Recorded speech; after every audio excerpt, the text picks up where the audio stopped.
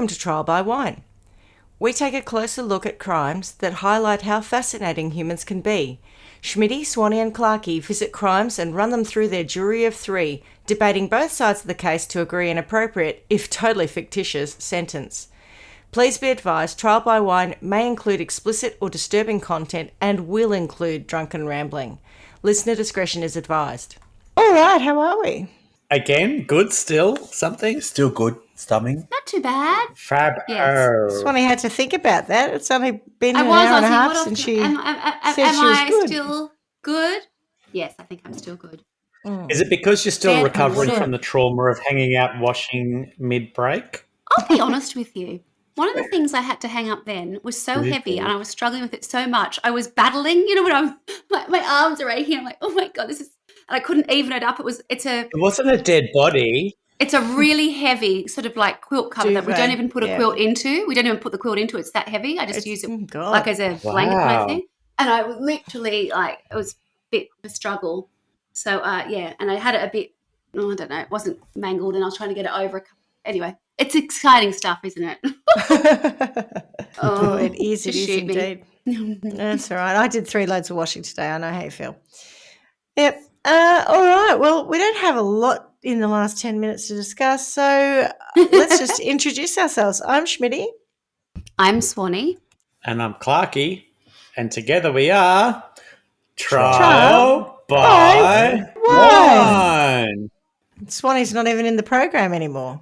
Right. Go on, I give just saw it a your note that I best. couldn't understand. Fucking hell. I was like, Use the force. Oh my God. I just totally say left the trial by room, like wine. massively. I just read something and I was like, oh my God, I was about an access code to something that I was supposed to have done. And I just was like panicked. But anyway. And what are we drinking? Gosh. Wow. Well, I'm polishing off the last bit of my Star Lane from last episode, and then Stu's just cracked open. Do tell. Last year's vintage, 2023, the Zen Edition. This is the Shiraz we make. That's the artwork okay. on the. Yeah. You like it? It's very Zen. And Swanee, what are you drinking? I'm going to change it up a little bit. I'm going to episode order. Oh, okay. Getting serious. Oh, a bit of- risque. Schweppervescence. As I live and breathe. Oh, I like that. It's a bottle. Well done. Schmitty, have you progressed to the grunters? No, I'm still on the Malibu, but as I have to I work thought you tomorrow, might have had a little bit of a mango chut. No? I don't have any at the moment, no. I'm a bit slack on the whole booze front, but I have to work tomorrow and I have to be up at the crack of dawn again. So I've got a little half bottle of Are you SodaStream working at Grand Prix or at the flower place? flower show tomorrow. Flower show. Oh, yeah. I mean, seriously, can't keep up with my amazing life. Yeah. One of my children is coming to Melbourne for a week for school. Oh, cool. Yes, after Easter. He's there. It sounds amazing. He's staying in South Bank and going to all these wonderful shows. It's an arts tour. Oh, Sounds amazing. I was like, I'd like to go. Maybe you should, but you just don't do any of the arts tour and we just get boozed. A booze tour. Yeah. Sounds like a Isn't great that idea. your mum down there? Yeah. No, she's back at home. No, she's in the WA. Yeah, Oh, yeah. That woman is. No, she couldn't make it. Are you sure? Be like Ferris Bueller's Day Off, but from the parents' point of view. Why is that woman dancing to Crazy in Love by Beyonce like that? I mean, your that's mum. 10:30 in the morning. No, it's not. Oh, God. Has anyone got a story for us? I do. Clarky does. Right. Good. Yes, Otherwise, yes. this would be a real short episode. Right. I'm going to start with my sources because I need to get them out of the way. First one Good is idea. forum.beyondbeautiful.com, globalvoices.com, thepinknews.com, impunitywatch.com, romeo.cz, which I think is like Czechoslovakia.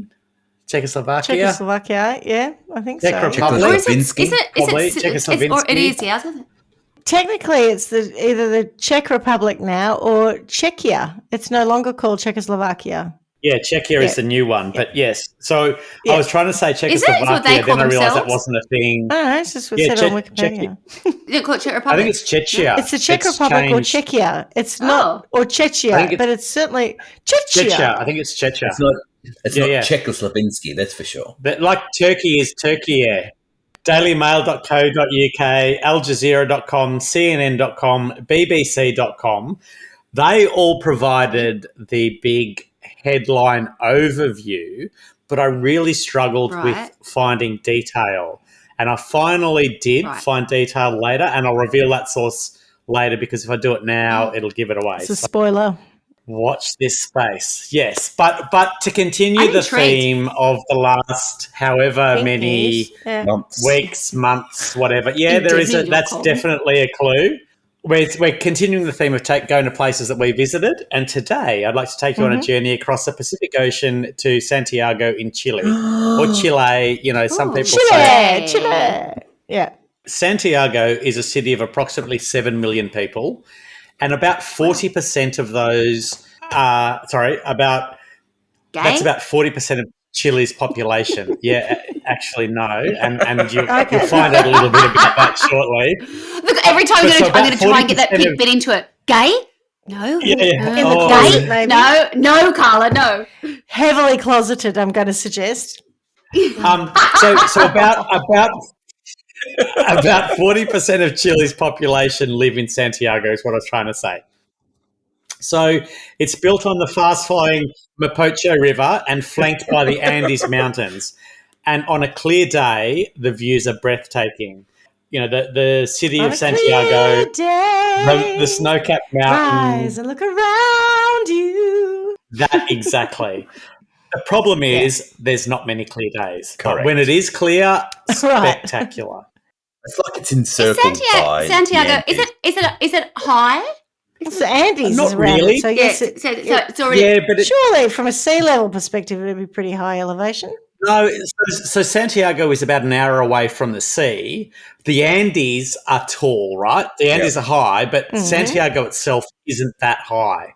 So it's not like it's built on the top of the Andes. It's built at the foot of the Andes, if that makes sense. So, and they go up quite dramatically. Okay.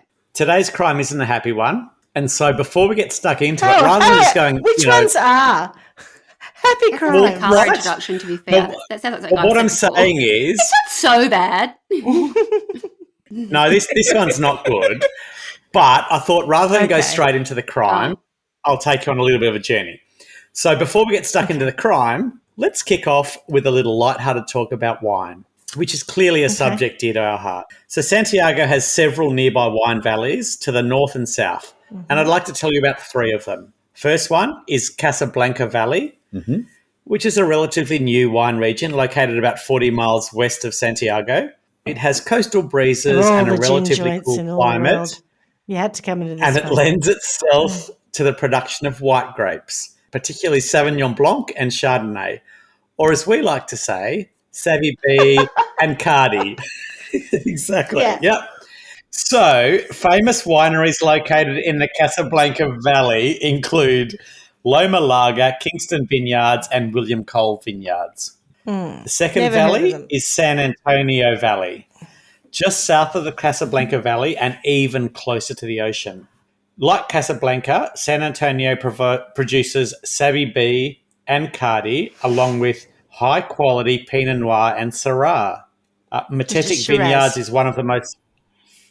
Well, it's the French version of... or the Italian version of... That's French, but it's the same grape. I don't know why, but the New World decided to call it Shiraz, and I don't know why. And they're going... I don't know if you've noticed... jazzy, Shiraz. No, they're going back to it now, though. I've noticed that Australian producers are starting to call it Syrah. Yeah, I don't know why. Yeah. Anyway, Gotcha. Yeah, I've seen a lot of Syrah lately. Right, okay, good. Yeah. So Matetic Vineyards is one of the most famous vineyards who first planted vines in 1999 and in doing so became the pioneers of Chile's cool climate Syrah. And the third one, because we had options of visiting all of these three valleys, the third one is the one we went to, which is the Maipo Valley. It's the closest wine region to Santiago, so close that Santiago now extends into the valley. So a little bit like Yarra Valley in Melbourne or probably... Yeah, okay, somewhere else. I was going to say Clare Valley, but not. What's the one starting with M in South Australia? McLaren Vale. So the city blends into it. There are over 7,000 hectares of vineyards in the Maipo Valley. Popular varietals include Cab Sav and Camaniere, as well as a little bit of Savvy B. we had the pleasure of doing a wine tour through the Maipo Valley. Yes. And what a hoot it was. We had an early morning start on a bus full of people that we didn't know, and it ended with a drunken ride back to Santiago with a whole lot of shenanigans. And if you ever get the chance, we highly recommend it. There were 2 buses on our tour, and people off the second bus were trying to get a ride home on our bus because we were all having such a good time. It was the party bus. Of course it was. And probably because Clarky and I were the only ones that bought wine to take home, we got back to our hotel. We had no wine left. Literally, we drank it all on the bus. Someone was trying to break into the boot of the bus whilst it's driving to get their bottle opener so we could decork a bottle. Yeah. That was you, wasn't it? Anyway, it was our wine. When you say someone. Oh, yeah. My kids say that, but it was them. They did tell me where the corkscrew was. It's in the front zip to the right-hand side of the backpack, and I'm over the back seat trying to... Yeah. Anyway, but it was a fun time. So are you ready for the crime? I was going to say, and then what happened on your bus? Well, no one remembers. Yeah. That was the crime. That was the crime. Everyone was converted to homosexuality. Yeah, it was just debaucherous. But nobody bought wine. It was all our wine they drank. Ooh, was it now? That's the way. That's what you're worried about. That's what makes me laugh. It happens. No, but we drank everyone got free wines. Anyway, let it go. It doesn't matter. Okay. Today's story is a hate crime. And I'm not sure that we've specifically done a hate crime on the podcast yet, although I'm sure we've done a lot of crimes involving hate. I think the chicken house one was pretty much a hate crime. Do you remember the one about the two homosexual blokes who were called... Oh, yes, I do. What? I love the way neither of you remember anything. But yeah, I don't remember any of it. Correct. Literally do not. They lived upstairs. Above the chicken house. They lived on a place called Dead Horse Road or something, and they built a mansion, you made joke references a about us. mansion, and they had a chicken house, and it was, disgusting. I think I remember the pictures, right. But and they had a pink room at the top, not the stink room, and that was where they had all the sex and all the fun times and the drugs, and then some nasty kids came along and murdered them. Yeah. Oh yes, I do remember that one now. Yeah, that was they called, and the media and everyone referred to them as Satanists, but really it was an anti-homosexual thing.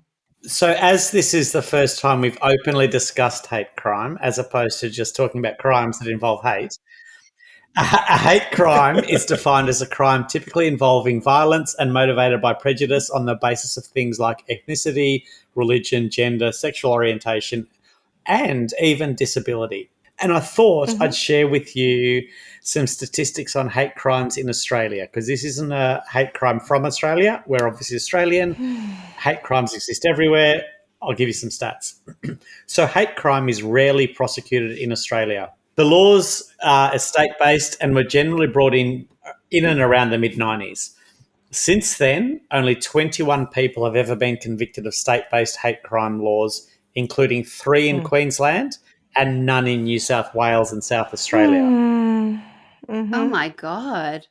So keep that figure in mind, because in 2022, the Executive Council of Australian Jury, that's not a mispronunciation, I'm not trying to say jury, and not judge and jury, but involving Jewish people, said that there are only 3 communities, Jewish, Muslim and Asian, who have a reporting and documentation system which produces reports on hate incidents in their community. So when we talk about hate crimes being around ethnicity, religion, gender, sexual orientation and disability, there's only 3 communities, Jewish, Muslim and Asian, who have a reporting structure around that, right? Which means that everyone else doesn't have a reporting structure. Okay. 21 people have been convicted. Can I ask a question? So if there was a hate crime and let's say someone was actually murdered or another, it was clear that there was another crime and they went to court because they had, like, on a murder charge, does that then circumnavigate the fact that it's not a hate crime? So there may have been ones that have been so clear that that's what had happened that they were then charged and it wasn't, whilst it was a hate crime, they weren't charged at a hate crime, it was charged for murder. Do you know what I mean? So they're not convicted of a hate crime. But also, so if you think about it, if you raped someone then murdered them, you would get charged with murder and rape, right? Okay. People aren't getting charged with rape and hate crime or murder and hate crime. What it is that it's generally doesn't even bubble to the surface. And I'll give you an example of it shortly. But so just remembering that 21 people, so the Executive Council of Australian Jury also state that in Australia, between the 17th of September 2014 and the 30th of September 2021, so roughly a 7-year period, there were 3,522 reported hate incidents in that period. Laws came in mid-90s. Nearly 30 years later, let's say 25 years later, there's 21 convictions, and within a 7-year period within that, there were 3,522 reports from the 3 areas of that spectrum that actually have a reporting structure. That 3,522 amounts to an average of 9 incidents a week. They were broken down as follows: 2,142 anti-Jewish, 839 anti-Muslim, and 541 anti-Asian, and specifically Chinese. So they're only the statistics based on ethnicity or religion. So it's fair to say the problem is much larger. However, only 21 people have ever been convicted. And Swanee, to your question, here's an example of what can happen when dealing with hate crimes. So in 2019, Imam Wadood Janud was just wrapping up a vigil for the victims of the Christchurch shootings in New Zealand. Remember those ones? Yep. It was a day after the massacre, and a ute smashed into the gate of his mosque in South Brisbane. The driver shouted profanity and abuse, and then he rammed his ute twice at the gate. The driver then reversed his ute and drove away, but the torrent of abuse didn't stop. Even while he was driving off, he was shouting and cursing, "Go back to your country, you guys don't belong here." The victims, including Imam Jamud, believed this was a hate crime. But the next day, at a joint press conference with the Islamic community, the police said otherwise. And their statement was, sadly, overnight, police picked up a gentleman for drug driving. He did call out some words at the people who were inside the mosque, said Queensland Police Commissioner Ian Stewart. Please do not think that this was born out of hatred, he said. We can never legislate against stupidity. And that is the truth of it. That's the police's words, right? That's terrible. Mm-hmm. Queensland Police instead charged the man with willful damage, driving a motor vehicle while suspended, and public nuisance under the criminal code. That's Queensland where they've had prosecutions. New South Wales hasn't had a single one in 26 years at the point of that story. And by now, they got it all sorted there? Isn't that what wonderful? a loving community they are. No problems. I know. They never have any problems there. That's great. I'm pleased to hear that. Yes. So there's some context into the way that I guess hate crimes work. People don't report them. When they do report them, they probably don't get treated seriously, all that sort of stuff. Also, Queensland, home of apartheid, just saying. Home of a lot of things. Like the home of hate crime, right? Anyway, apartheid originated from Queensland. What? It was yes.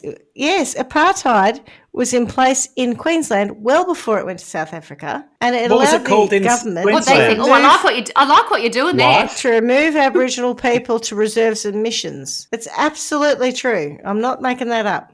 Anyway, so yes, Queensland has a history. Well, so does Australia. I was going to say, I don't think Can you believe that no one in New South Wales has been convicted of a hate crime? Yeah, not that no one in New South Wales has perpetrated a hate crime. Committed one.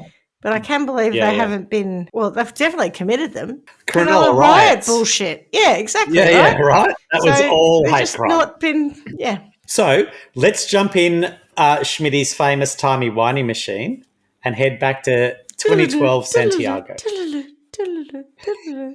And this is the story of Daniel Zamudio, a 24-year-old Chilean man who was the second of 4 brothers, a clothing store salesman who hoped to study theatre. His parents had separated and he lived with his mother and grandmother.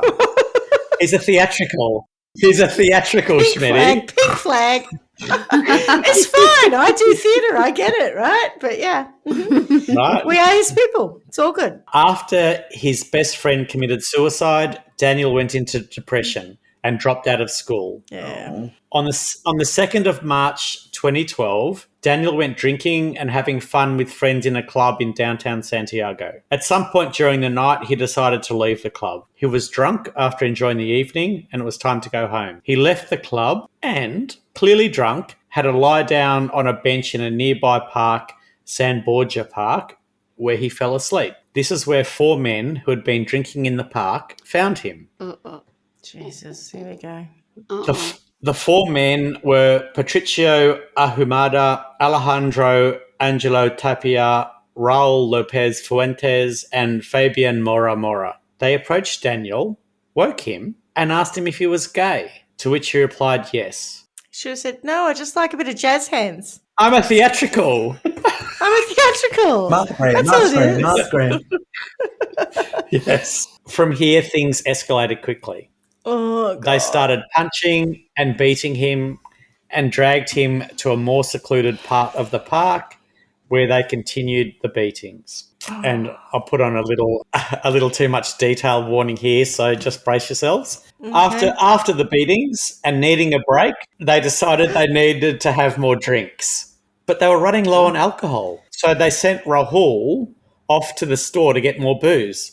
Rahul returned to see the 3 men relentlessly kicking Daniel. They kicked his body, his arms, his legs, and his head. Once they stopped kicking him, Alejandro broke a bottle over Daniel's head. Then Patricio used the bottle to carve 3 swastikas into Daniel's body. Was Daniel still alive at this point, do you think? 100%. Oh, my God. He was absolutely still alive at this point. Alejandro then grabbed a large stone and smashed it down onto Daniel's head twice. When he was finished, Fabian picked up the stone and threw it over and over into Daniel's legs, completely smashing the bones in his thighs and shins. All of this happened approximately 50 metres from a police booth that guards a local chapel and only metres from a night watchman who patrolled the local park. However, no one saw or heard anything. At around 2:30 a.m., after putting out their cigarettes on Daniel's body and torturing him for almost 6 hours while they drank rum, Schmitty, pirate juice, they all went their separate ways. Don't blame the rum. It's not the rum's fault. It's a hate crime, not a rum crime. That's right. Daniel was left lying unconscious in the park. Oh, my God, he's still alive. 100%, with part of his ear cut off. Oh, my God. He had crushed legs, broken arms, severe head injuries, and swastikas carved onto his body. And this reminds me of a story we did a while back. Ants were crawling in and out of his open wounds. He was discovered by police at approximately 4 a.m. and taken to hospital emergency public assistance in Santiago, where he was diagnosed with traumatic brain injury, a broken leg, and cuts on his stomach that resembled swastikas. He had no ID or wallet on him and was initially an unknown victim. Before going out that night, Daniel had told his parents he'd be staying at a friend's house. So his mother, Jacqueline, wasn't initially worried that he hadn't come home. However, when he hadn't returned home by Sunday, she became concerned. She filed a missing persons report with the police, and based on her description, police determined it was likely that Daniel was the man in hospital. When they told his mother, Jacqueline was frantic and couldn't work out how this could have happened. She and others had told him many times not to go out on his own, as people like him were easy targets for neo-Nazis. She thought that there must be a mistake, but went to the hospital to check if it was Daniel. She was warned about the state he was in, and a nurse suggested she may not want to see him like that. However, she said she didn't care, she just wanted to sit with her son. When she entered the room, she initially didn't recognise him, as his face was so swollen. However, she quickly determined that it was in fact Daniel. The surgeons had worked tirelessly to save his life. Daniel had received surgery to remove a blood clot on his brain. He had metal plates throughout his arms, and also metal plates knitting his bones together. Whilst he needed much surgery, he was given a break so that the swelling could go down, and to assist with his recovery, he was placed in an induced coma. Daniel's father, siblings, and extended family all came to the hospital to support him. So he was well loved by his family. He wasn't, ostracised in any way, right? And they wanted to ensure that he was never left alone, not even for a minute. In the meantime, Daniel's attack was receiving national and international media coverage. This highlighted Chile's lack of laws preventing hate crimes. Plenty of politicians and celebrities spoke out against the attack. And just to show, I guess, how far it went, Ricky Martin posted on his Twitter, "No more hate, no more discrimination. I hope that justice is done now. Lots of light to Daniel and his whole family." And then she bangs. Oh, baby. Living La Vida Loca. Just hashtag she bangs.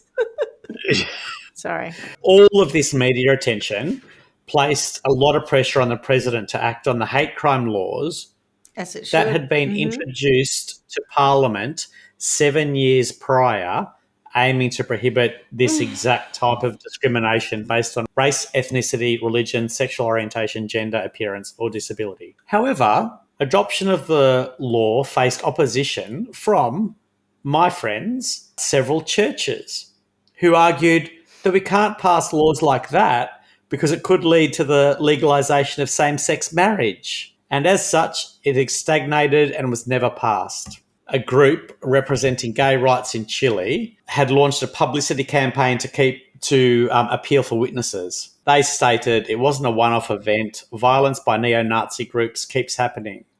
Rolando Jimenez from Movil, the gay rights group, told BBC prosecutors say they do not have firm evidence of neo-Nazi involvement, but it's possibly, given the victim's profile, previous incidents, and the suspected swastika marks, that's exactly what's happened. He expressed his deepest feelings of love and solidarity to Daniel and his family and friends. He said his death will not go unpunished and will strengthen the overall obligation of the government to fight against arbitrary discrimination, and our country will become more tolerant. Daniel's attackers quickly became the most wanted people in Santiago for almost a week after the attack. The police, and we've spoken about bad policing. This is an example of exemplary policing. The police were relentless. So it was all over the media. Everyone was talking about it, and the police didn't stop. And through all of that, Rahul, who was the one who went to get the extra booze, his conscience weighed very heavily on him. And he came forth and confessed everything on the 9th of March, so a week after the attack. And he spoke about the names of his attackers. So he said that it was, in fact, Patricio, Alejandro, himself and Fabian, who were the ones who attacked Daniel. He went into detail of what had happened, and through his testimony, the police were able to build a very good case against the 4 men. Our mate Patricio, though, who was one of the accused, had previously been released early from prison, where he was serving time for robbery and intimidation. He was a self-professed neo-Nazi who hated foreigners and gay people. He was well known in the area for his unrelenting aggression. After he was released, he made statements that he was going to kick all of the homosexuals out of San Borja Park. Needless to say, he denied Rahul's accusations. His testimony stated that they had come across a drunken Daniel lying on a bench in a park. They had woken him and told him to leave the park. And they all watched him leave. Oh, let me guess, he made a move on them. Oh, no, they watched him leave, and then he just fell down some stairs. Okay. He said that soon afterwards, when Rahul went to get more alcohol, Rahul found Daniel asleep and injured on a zebra crossing and brought him back to the group. He'd been hit by a car. Right. Makes sense. That's how Patricio said they put him on a bench and left him alone. Didn't call an ambulance or anything. No, we just popped him on a chair, yeah. Let him sleep off his internal injuries. And his drunkenness. They later saw 2 people approach the bench where Daniel was sleeping. The 2 people tried to rob Daniel, and Patricio, being such a good Samaritan, intervened and scared away the would-be thieves. Then, upstanding citizen that he is, he said he was concerned about Daniel, who was drunk and unaware of what was going on around him. So Patricio woke Daniel up and they began to talk. Daniel was crying and wondering why he was injured. Patricio calmed him down and gave him a beer. Patricio left the park at about 10 p.m. with Alejandro, and they went to Alejandro's girlfriend's house, and he never saw Daniel again. Patricio also claimed that afterwards, when he heard about the attack, he realised that he had seen Daniel, and he called the police twice to offer his assistance with the investigation. What a good bloke. Asshole. For a neo-Nazi, he's Yeah. It's pretty good for a neo-Nazi, eh? That's what I was saying. As you say that, I'm a neo-Nazi. For me to be able to share this information with you this way, I'm telling you, I'm a really good guy. I'm a good neo-Nazi. I mean, is there another kind? Alejandro's story, strangely, pretty much matched Patrizio's. Alejandro's girlfriend was questioned about this version of events, and she said that none of it happened. She said they didn't arrive to her house until Go girl. nearly dawn. Yeah, right. She's Good a superhero. And that she'd heard them talking about how they had beaten up a kid in the park. What a load of old shit. Wow. Yeah. Wow. Yeah. She also said that Alejandro lied in his statement and backed up Patrizio's story because he was afraid of him. I can't believe she's been brave enough to do that. Really? How good is that? That'd be terrifying. I'll be fucked. Yeah. That not happen. while I'm watching. No way. Family. Good on her. Yeah. What a little legend. So Fabian, the fourth one, initially refused to talk. I guess you date neo-Nazi. It comes with the territory. Yeah, true. But eventually he did, and he told police that everything Rahul had said was true. Through all of this, Daniel's family remained by his side, talking to him even though he was in a coma. Eventually he opened his eyes, and soon after that showed signs that he was alert and awake. He could focus on who was talking to him and showed signs that he understood what they said. He occasionally smiled, and his family was overjoyed. And whilst I say that he was occasionally smiling, he was obviously going through a lot. After a few days, as he continued to improve, he was told he had received a message from Ricky Martin, and it made him laugh. Who doesn't love a message from Ricky Martin? No, right? Hashtag she bangs. She bangs. Hashtag she bangs. Hashtag living the vida loca. Yeah. Oh, good on Ricky Martin. Oh, no, it's kind of nice. More power to him. Yeah. Oh, he was a very good-looking bloke. I know. Good old Ricky. He was. He's in that new show. I can't wait to watch it called The Palm Royale, which is set in. Is it a reality TV and show? Kristen Wiig's in it. No. It's a series. It starts like tonight or something. Kristen Wiig, who is Saturday Night Live, who I think is really funny. She's like the lead in it. Looks really good, and he's in it. I just like his music. It's like set in the 60s. Yeah. Right up there with the Beyonce. It was all that period. That era, yeah. Pre-Beyonce. And what was the message that made him laugh? Do we know what it was? Oh, I assume it was hashtag she bangs. You crazy No, I think fool. it was just that what had gone on to him had gotten Ricky Martin's attention and he'd got a message. Yeah. Thank goodness. Okay. However, he was in a lot of pain, and he often spent his time awake crying as a result of the pain and trauma. 2 weeks after arriving in hospital, he suffered a heart attack, and whilst it wasn't fatal, he was put back into a coma.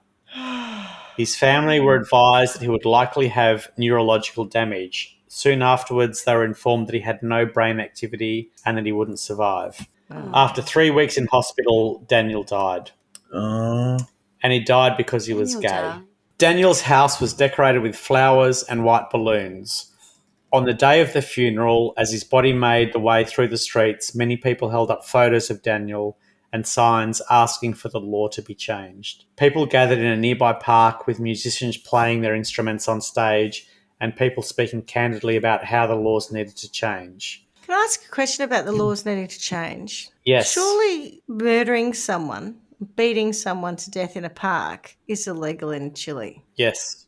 Regardless of whether or not they're gay. So what change in law would have prevented this from happening? Not to say that it shouldn't happen. I'm interested in what do we think could have prevented this? Well, so the thing is, and I think we see this all the time, right? There's a group of people who think that something isn't okay and therefore people need to be punished for it. And this is the thing with hate crimes.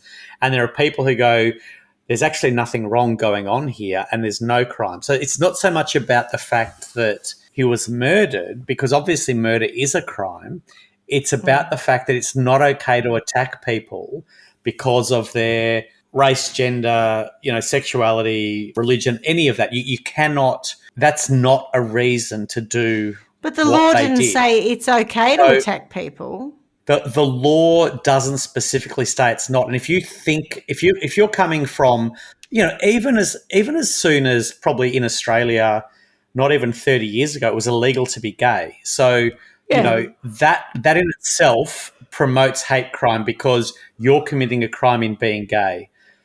So we actually need laws that state that this stuff is okay and you're the problem if you have a problem with it. And in the absence of that, this is the sort of shit that happens, right? People, and it's, we see it all the time, as we just talked about with, and particularly recently with the anti-Semitic activity and also, what's going on between the Gaza Strip, between the Jews and Palestinians. That is manifesting in Australia, where we have a lot of sort of hate crime stuff going on. It's the motivation for it that is either an excuse for doing what you've done and therefore a reason not to be charged with murder, or it's cut and dry. If you do this stuff, you will be charged with murder. Do you understand? Yes, but what I don't understand is the part of the point of law. So the example that you cited, which was X period ago, it was illegal to be gay. Okay, so the law changed, right? So the law had to change. So I get that's a point of law that changed. What's the point of law that had to change in Chile around hate crimes? Because surely they didn't have a law that says it's all right to bash up gay people or Jews or whatever. So it would have been, I'm sure, illegal to bash someone to death or cause someone to die as a result of their injuries, regardless of where they come from. I think the point I'm trying to get to is there's a point of law. No, I know, right? I'm trying to get to, there's a point of law which says what's illegal and what's what have you. These bloody right-wing fascist neo-Nazis see themselves as above the law. So for them, that's the second point that you're making, which is when society says there is nothing to see here, we are not bothered by these things, you're the problem, neo-Nazis, that may change that behaviour. But that's not a point of law. Do you get where I'm coming from? No. I understand what you're trying to say, but I guess what I would say is that whenever there's a serious crime that happens, legally the defence will try to talk that down, right? And so if the defence can say that, no one's okay with gay people because he was gay, and they were provoked and therefore it's less than, therefore you shouldn't give him a maximum sentence. They were provoked by this man's existence. By the fact he was gay, right? That's the issue. And so once you go cut and dry, that can no longer be used as a defence, then you're on your own. You make that decision, you do that out of hate, and that's on you. So you can't use that as a defence is the change of the law. Okay, cool. I think that's what it is, right? So, you can't go and say that in the wake of the Christchurch attacks, we go and attack Muslims because they're the problem. Anyone who does that is the problem. That's the important bit. So, meanwhile, Daniel's attackers had their charges upgraded from attempted murder to first-degree murder, which was motivated by hate. And the response to Daniel's death from the public was huge. So, as I said, there were flowers, balloons, crowds of people supporting. His funeral was attended by thousands. I guess it's a point in time where the public view is changing and somebody's still hanging on to something that may have been acceptable 5 years earlier, 10 years earlier, whatever, is now regarded as the issue. So Daniel and being gay in Chile might have been a problem 10 years earlier, I don't know. But at that point, it was okay to be gay, but for some people who were the problem. And so the public really became quite vocal about their support for Daniel and for other gay people. So Daniel's parents publicly stated that it was not the first time he had been targeted because of his sexual orientation and that his attackers were neo-Nazis. The very next day, the Chilean president expressed his sorrow to the family, even though he was officially travelling in Asia.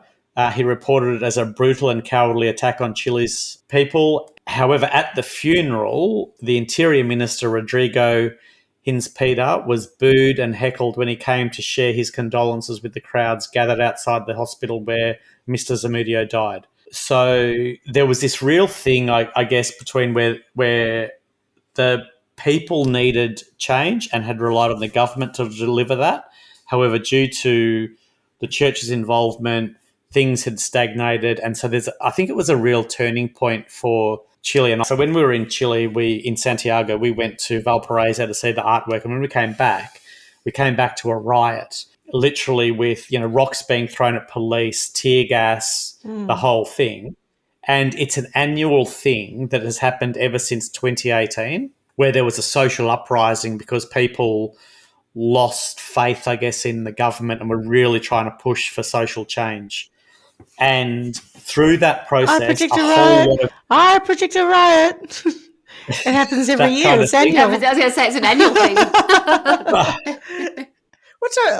What's the date? I predict a riot.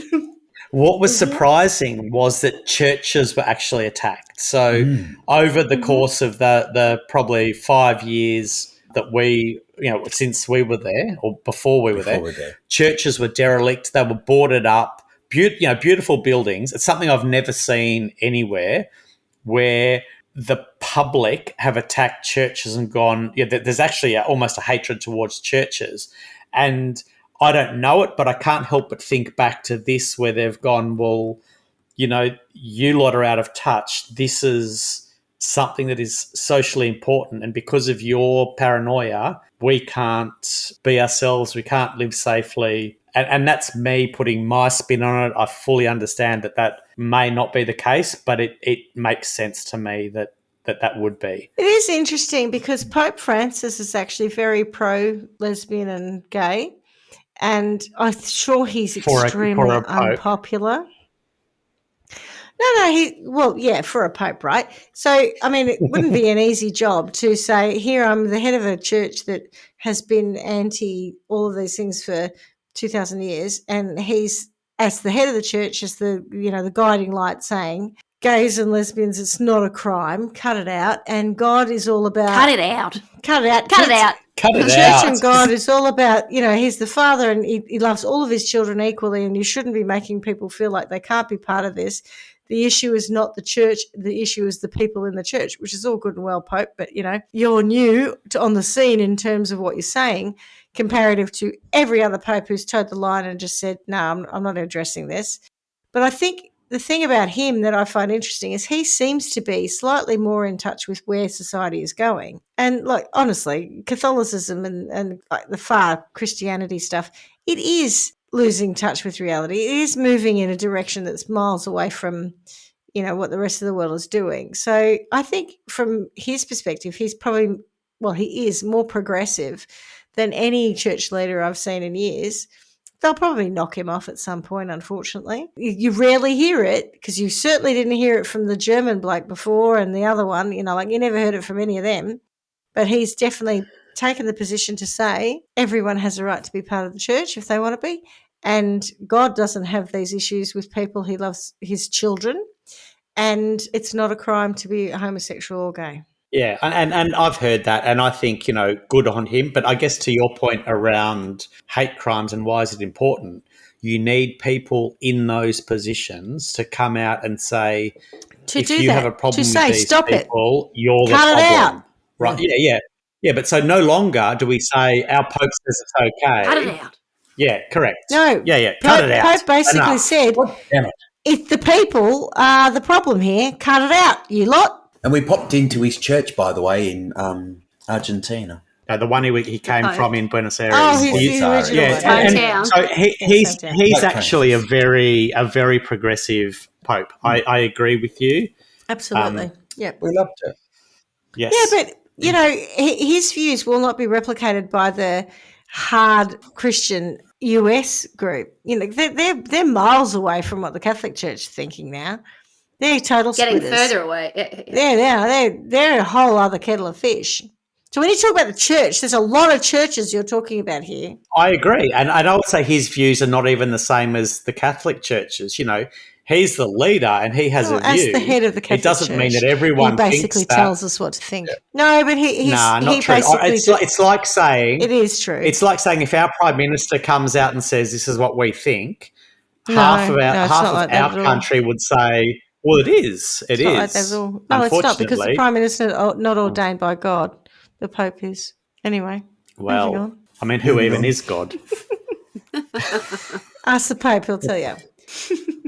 Yes, the American Christians would say he doesn't even have a phone to God. There's my point. Well, there's my point too. Yeah. It's all completely irrelevant. It doesn't matter.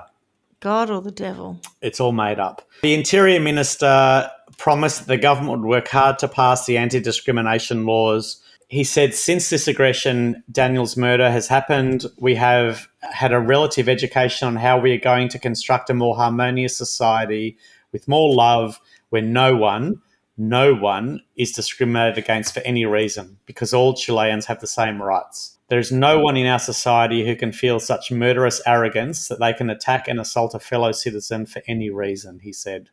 Murderous arrogance. I know, it's a good phrase. I like it. Jamie Parada, spokesman for Chile's leading gay rights group, the Movement for Homosexual Liberation and Integration, It's a catchier said title. the case highlighted how gay men and women in Chile lived in fear. It does, Gayers. doesn't it? God. Gay people aren't very good at catchy titles. Jesus, you should be much better at it. Oh, I know, right? So many skills. That's not one. We need to outsource that. He said, we are fighting for an anti-discrimination law for changes in language so people stop treating us like we are ill and make sure that church does not treat us like sinners and so on. So, to the murder trial. The 4 men were arrested and they were sent to trial. The court heard that Daniel's 4 assailants, as I said, carved swastikas on his skin, branded him with cigarettes and smashed his right leg with an 18-pound or 8-kilogram rock. According to graphic court testimony released earlier in the month, they then urinated on his body. Following Daniel's death, prosecutor Ernesto Vasquez requested that the charges be changed to premeditated murder. He said the assault had been clearly motivated by homophobia. And I love that. I love that he's gone, well, in the absence of hate laws. True. The first thing they asked was, are you gay? Premeditated murder. Yeah. They were looking for a gay man to attack. They weren't necessarily looking to murder him, but I love that he's gone, all bets are off. I'm not sure about You've that. done this. Well, they didn't murder him until 3 weeks later, right? So they didn't make sure he was dead and then leave, I guess is what I'm saying. In their defense, which I shouldn't even be talking about, but I am. Look at you balanced reporter.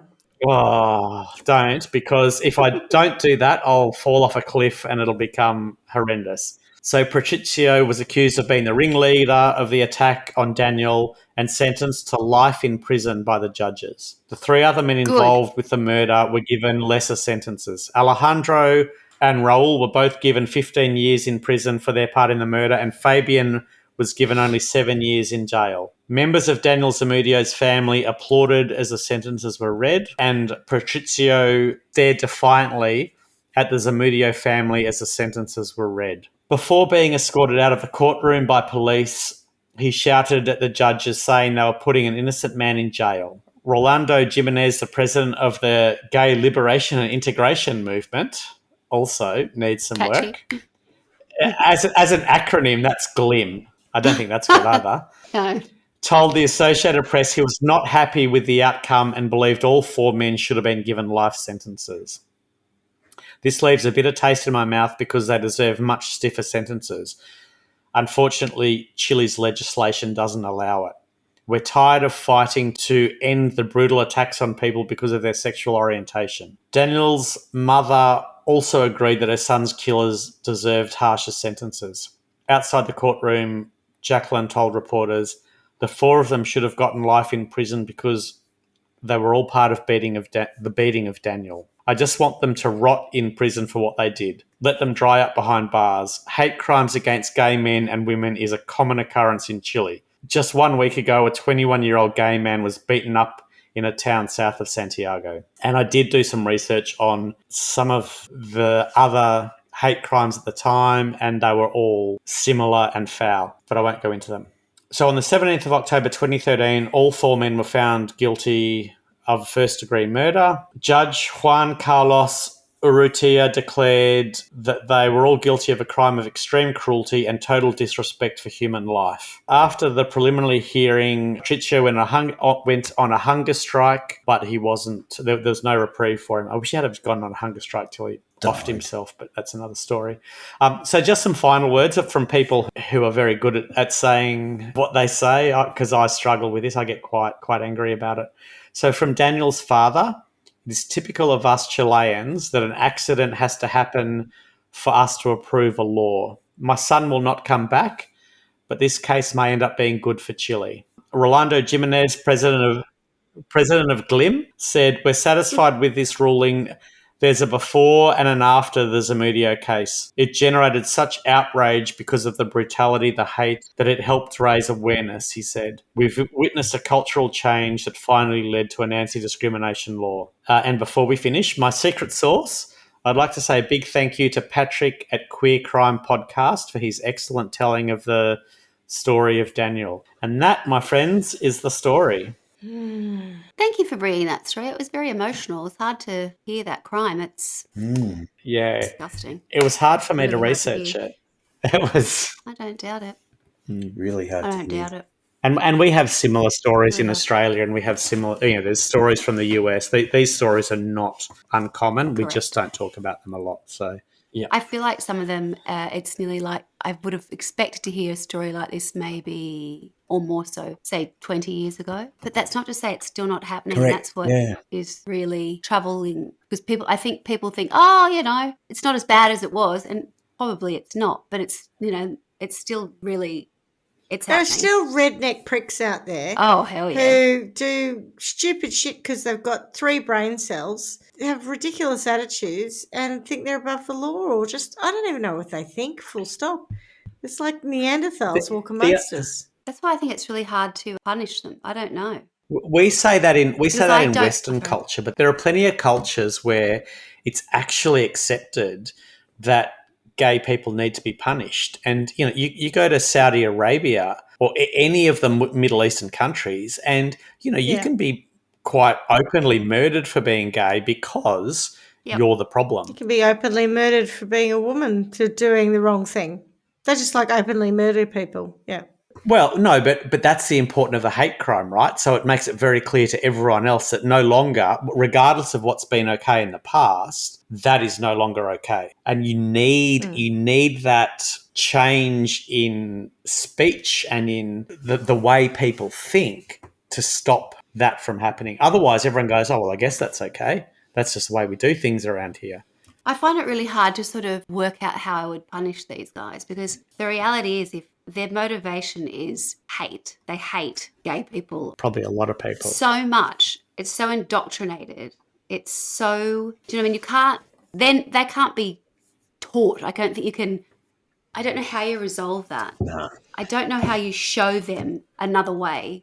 And I know that you would say, theoretically it would be love. You need to show them what love can do. But it literally is, the only thing that I could think of is if their own family, their own loved ones, their own people in their own circle, whatever else, knew what it was to feel like that fear of not being able to walk through a park, just because of who you are, whatever it is. That's just one example. But I can't imagine that they know that fear that comes with that, and having to worry about whether, their mother, their father, their son, their daughter, whoever it is, their little brother, something's going to happen to them. That's the only way I think that you could even potentially start to communicate with these people, because they're there to hurt. They're there to harm. That's their whole modus operandi, is literally to wipe out people who are gay or whatever it is that they don't like. Yeah, but do you not think that, why do they pick on any particular group? And I think it's just fear. They're probably not scared of gay people. I don't believe that. Well, no, they're scared of gay neo-Nazis. So he was anti-gay and he was anti-ethnicity. It was both. Why is he anti all those things? So who's preaching that? Who's telling them to be anti those things? He wasn't scared of being Chinese, because that was never going to happen. He doesn't like foreigners, though. So it's not. Yeah. No, but foreigners steal our jobs. That's true. Foreigners don't belong here. They take our land. They take our houses. They take our partners. They take our jobs. Yes. Yeah. But what I'm saying is I don't think he was scared of being gay. I think he just needed to hate. Anyway, I'm going to sentence them before they commit this crime, because clearly they are ignorant and they haven't experienced. They probably don't even know any gay people, right? They just go, I hate this thing over there that I'm now dehumanising, and therefore I can go and do these terrible things. So I'm going to pick them up and put them. Yeah, I'm going to pick them up and put them in RuPaul's freaking Drag Race, where they have to live the life of a drag queen, and they have to. I mean, I don't know what their crafting is like. They probably won't get points for making a nice frock, but they certainly have to drag up, and they have to live with a whole bunch of people who they get to then realise are people. because I think the issue here is also I hate something I don't understand, and I hate something I'm frightened of, and I'm certainly not going to go into a community and try and understand it. I'm going to attack it and try and kill it. Same with the foreigner bit, right? So for me, I think as a preventative action, apart from changing the law about these things, maybe all these neo-Nazis need to be in RuPaul's Drag Race. And I read this thing, and God knows if it was true. You know, with Facebook, sometimes you think, and what I'm reading actually real, or someone's just made this shit up? But it was a story about a man, black man, who went out of his way to befriend members of the Ku Klux Klan. And he'd done it for years and years and years at great risk to himself. But he'd actually turned at least, I think it was something like 60 people away from the Klan because they learned that he was a person, and he built friendships with people. And I think it's not just a case of saying change the law that, you know, to say you can't be nasty to people. Understand what is driving the fear and break down the barriers between communities and cultures so that there's less of this fear-mongering. That is at the heart, and the media has a massive role to play in that. That's at the heart really of all of this hate business, is a complete lack of understanding. Anyway, RuPaul's Drag Race. True. And as an extra punishment, I'm going to put them in high heels that are 2 sizes too small. There's a punishment for you. Can one side would be too small? I have got a blister on the sole of my foot. Yeah, that's what I was going to say. Mucking around in heels I haven't worn for ages, so there's a bloody punishment. There's a hate crime. And unusual you and your billionaires hanging around with your heels on. Yeah, you and the high. Yeah, that's right. Cruel and unusual torture. There you go. Right. What about you guys? I struggle with these sorts of things because obviously for me it's a fairly personal case. Frontal lobotomy. Is it why? Schmitty, what you're... Yeah, I know, right? What do you mean? Schmitty, what you're saying about old mate Gillespie who befriended people in the Ku Klux Klan, like I've spent most of my working life, correct, befriending people in the Ku Klux Klan. I spent most of befriending people who are homophobic. So didn't understand it. You know, that's right. like that's well, that's why we became people who are homophobic, whether they understood it or not, right? I've been fairly vocal in the steel industry. I've had plenty of people treat me terribly, but I do it because I think it's important, right? And I've always thought that I'm a good person and people will see that and they will get past the things that they think. I don't think it's based out of hatred often. I think there's some people who hate it. And I think there are plenty of people who just think that's just what happens around here, right? So, if you're going to do it, it's like bullying. You get one kid being a bully in the playground and plenty of other people just join in because they go, oh, well, yes, that's all right. Yep. They also join in because they don't want to be bullied next themselves. Maybe. Yeah, there's a whole lot of – that's a very complex space. What I'm saying is that there are plenty of people there who, apart from the bully, wouldn't do it. But the bully does it and therefore they're in there and they go, well, all right, while we're doing this, let's all do it because now it's kind of cool to do that, whether they think that way or not, which is why the hate crime bit to me is important. It's important to say, no, if you're with the bully, you're part of the problem. You wouldn't think like that normally. Oh, absolutely. Yes. So, I just let's be very clear on that. So Patrizio for me is the lowest, zero respect for him. The other three probably, I think, he should be on the ground and stood on. Wouldn't have done it but for him. I think he should be the race course that they run around. Yeah, okay. The bit that gets me, and at the risk of starting a religious debate, this goes to my hatred of the church. You know, that whole thing of we are holier than thou, and 100%. Yet I haven't committed any crimes yet. That whole thing of we are the light, we are the way. We don't like that.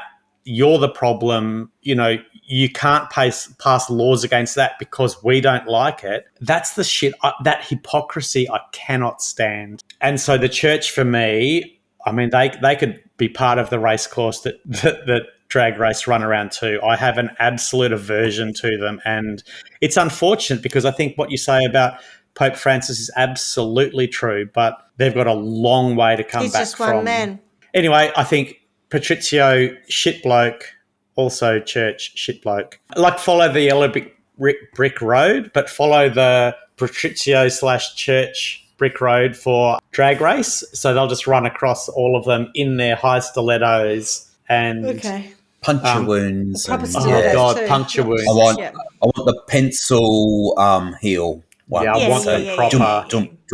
They could even be spiked heels, as far as I'm concerned. At least in this situation, the police actually arrested them and tried to. Thank God. And that's where I thought we were going to go. When you were saying that no one in had, this country, take homosexual or gay out of it and put Indigenous in there, and the case doesn't even come to court. But I didn't want it to be about how bad Chile is, because I didn't feel that, and honestly, when we were there, I didn't feel that there was any kind of homophobia. Did you know about this crime when you were there? Is that where you heard about it? No. Yeah. No. Oh no. Since research, and we didn't feel we could openly hold hands in Chile. There was no issue, so I didn't feel any of that. But it's cases like this that have brought the change about. So snaps to the people of Chile. What was that? We did come back into all right, but that wasn't. Well, that wasn't about you two. Hey, that was pre-planned. That was their annual riot. So you don't even. That's where they. Predicted riot. Don't read too much into that. That's their annual riot. Yeah. Not about That's you. where they burn churches. Boys. I'm okay with that. That's just you getting your dates. Conflict. Well, thank you for that. That was sad and awful. And it really was. I was holding out hope for a bit there that he recovered, and then you were like, and he died. I was like, oh, God. Yeah. I suppose. Comedy and true crime, mostly true crime. Bless you, darling. He's the little angel now. The little gay angel. Right. Looking out over. Theatrical. The little gangel. Gangel. All right. Well, again, Clarky, thanks for that. Yep. And as we say every week, miss you already. Ciao. Miss you already. Ciao, my lovelies. Ciao, lovelies. Thanks for listening to Trial by Wine. You can contact us at trialbywine@gmail.com. Please rate, review and subscribe to Trial by Wine on Apple Podcasts or wherever you get your podcasts. If you'd like to support us, you can become a patron at www.patreon.com, Trial by Wine, or visit our website www.trialbywine.com to donate to us. Your support will help us cover many more cases and apply wacky sentences. We really appreciate you listening and hope you tell everyone about us. Our cover art is by John Christo and music is by Beauchamp from pixabay.com.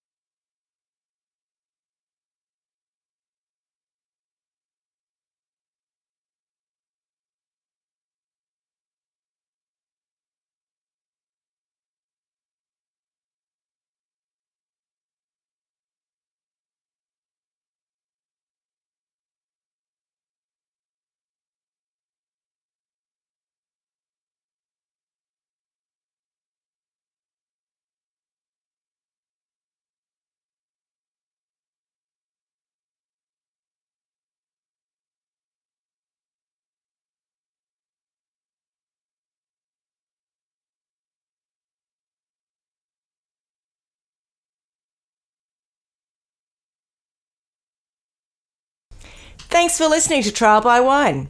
You can contact us at trialbywine@gmail.com. Please rate, review and subscribe to Trial by Wine on Apple Podcasts or wherever you get your podcasts. If you'd like to support us, you can become a patron at www.patreon.com, Trial by Wine, or visit our website www.trialbywine.com to donate to us. Your support will help us cover many more cases and apply wacky sentences. We really appreciate you listening and hope you tell everyone about us. Our cover art is by John Christo and music is by Beauchamp from pixabay.com.